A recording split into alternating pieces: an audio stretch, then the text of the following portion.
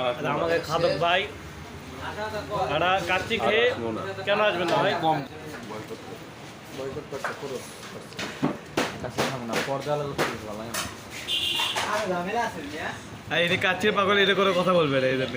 আসসালামু আলাইকুম। প্রতি সপ্তাহ নয় এই সপ্তাহে আমরা চলে এসেছি কাচ্চি খেতে। আমরা প্রতি সপ্তাহে বিভিন্ন হুজুরের মাধ্যমে কাচ্চি খেয়ে থাকি, তবে এইবারে কাচ্চিটা অন্যরকম লেগেছে সবার কাছে, তাই সবাই মুখে মুখে আওয়াজও করেছিল কাচ্চি আমরা বয়কট করলাম, অন্য খাবার গ্রহণ করব, তবু কাচ্চি খাবো না। কেমন লাগছে?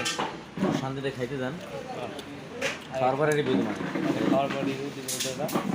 খাবার সামনে চলে এসেছে, তাই কথা বলার চেয়ে খাওয়াই উত্তম, তাই তারা খাওয়া নিয়ে ব্যস্ত সময় পার করছে। খাওয়া শেষ হলে কাচ্চির স্বাদ কীরকম হয়েছে তা তারা উল্লেখ করবে, তবে খাওয়ার শুরুতে এবং খাওয়ার শেষে তাদের মন অন্যরকম ছিল, যা আপনারা অবশ্যই দেখতেই পাবেন।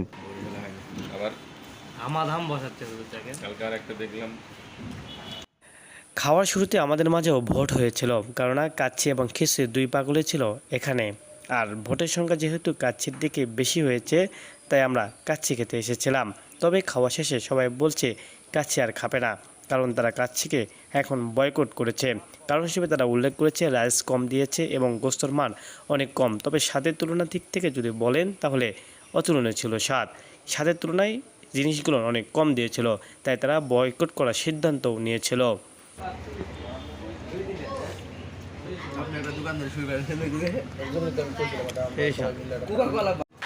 আমাকে খাদক ভাই একটা কাচ্চি খেয়ে কেন আসবেন না ভাই? কম দিতে ভাই আগে থেকে সব জিনিসের দাম বেশি, এই জন্য কম দিয়েছে।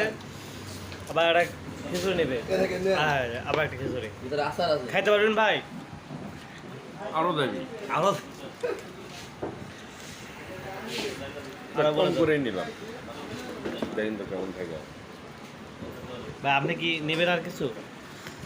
নিলে আপনার বলতে হবে তো, ব্যবহার ভালো করেন ভাই, ভিডিও হচ্ছে। টিভিতে আপনি ভিডিও করেন, যাই করেন আপনাকে বলবো, লাগলে আমি দোকানদারকে মুক্তি বলবো। সাহেব মুক্তি আবার বিসমিল্লাহ করছে। বয়কট করতে পুরো কাছে খাবো না, পর্দা লাগা খুব ভালো লাগে না।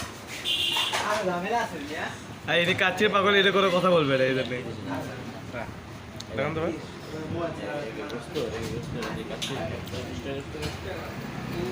তাহলে কাচ্চি বয়কট সবাই একসাথে নিজেরা আজকে।